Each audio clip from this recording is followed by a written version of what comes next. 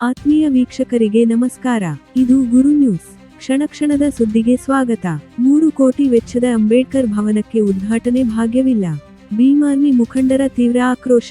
ಕಲ್ಪತರು ನಾಡು ಎಂದೇ ಹೆಸರುವಾಸಿಯಾಗಿರುವ ತಿಪಟೂರು ನಗರದ ಮಾರನಗೆರೆ ರಸ್ತೆಯ ಮಧ್ಯಭಾಗದಲ್ಲಿ ಸುಮಾರು 3 ಕೋಟಿ ರೂಪಾಯಿ ವೆಚ್ಚದಲ್ಲಿ ನಿರ್ಮಾಣಗೊಂಡಿರುವ ಡಾ.ಬಿ.ಆರ್. ಅಂಬೇಡ್ಕರ್ ಭವನ ವರ್ಷಗಳೇ ಕಳೆದರೂ ಇನ್ನೂ ಉದ್ಘಾಟನೆಯಾಗಿಲ್ಲ. ಪರಿಣಾಮ ಭವನ ಈಗ ಶಿಥಿಲಾವಸ್ಥೆಗೆ ತಲುಪಿದೆ. ಗೋಡೆಗಳು ಅಲ್ಲಲ್ಲಿ ಬಿರುಕು ಬಿಡುತ್ತಿದ್ದು, ಸುತ್ತಲೂ ಗಿಡಗಂಟೆಗಳು ಬೆಳೆದು ಭವನ ಇದ್ದರೂ ಇಲ್ಲದಂತೆ ಕಣ್ಮರೆಯಾಗುತ್ತದೆ. ಹಿಂಭಾಗದ ತಗಡಿನ ಶೀಟ್ಗಳು ಕಿತ್ತು ಹೋಗಿವೆ. ಇದನ್ನು ಖಂಡಿಸಿ ಇಂದು ಭೀಮಾರ್ಮಿ ದಲಿತ ಮುಖಂಡರು ಭವನದ ಗೇಟ್ ಮುಂದೆ ಕುಳಿತು ಪ್ರತಿಭಟನೆ ನಡೆಸಿದರು.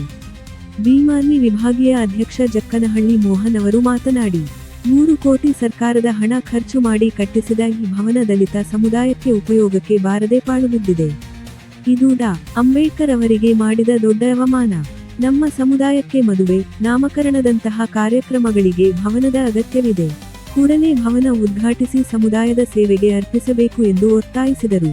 ಸಂಬಂಧಪಟ್ಟ ಜನಪ್ರತಿನಿಧಿಗಳು ಮತ್ತು ತಾಲೂಕು ಆಡಳಿತ ಕೂಡಲೇ ಎಚ್ಚೆತ್ತು ಅಂಬೇಡ್ಕರ್ ಮತ್ತು ಬಾಬು ಜಗಜೀವನ್ ರಾಮ್ ಭವನಗಳನ್ನು ಉದ್ಘಾಟಿಸಬೇಕು ಎಂಬುದು ದಲಿತ ಸಮುದಾಯದ ಪ್ರಮುಖ ಬೇಡಿಕೆಯಾಗಿದೆ. ಪ್ರತಿಭಟನೆಯಲ್ಲಿ ಭೀಮಾರ್ಮಿ ಮುಖಂಡರುಗಳಾದ ಮಧುಸೂದನ್ ಕಂಚಾಘಟ್ಟ, ಕೀರ್ತಿ ಹತ್ಯಾಳ್, ಜಗದೀಶ್ ಗಿಣಕಿಕೆರೆ, ಸತೀಶ್ ಪೆದ್ದಿಹಳ್ಳಿ, ಜೈಕುಮಾರ್, ಕೃಷ್ಣಮೂರ್ತಿ, ಸಂಜಯ್ ಗಿಣಕೆರೆ, ರೆಹಮಾನ್, ಇರ್ಫಾನ್, ಸಮೀರ್, ಸೈಯದ್, ಜುನೈದ್ ಸೇರಿದಂತೆ ಹಲವು ದಲಿತ ಮುಖಂಡರು ಭಾಗವಹಿಸಿದ್ದರು.